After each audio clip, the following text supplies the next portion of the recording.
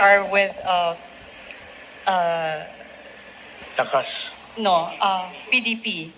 Is there going to be a coalition between PDDS or PDP with Lakas CMD? No. No? No, I cannot. Because nandyan si Marcos. Hindi ako believe siya. He's really a weak leader. Kaya ako sabi ko, totoo yan, hindi ako naninira ng tao. Talagang weak. Kasi spoiled child, only son. Of course, he can talk. He delivers English articulate. Pero aral kasi kung saan-saan sa labas. Pero sabihin mo may crisis, gano'n. He's a weak leader. At saka may bagahe siya.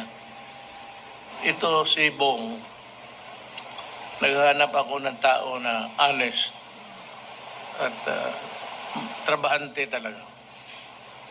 Maano ninyo yan, trabahante talaga.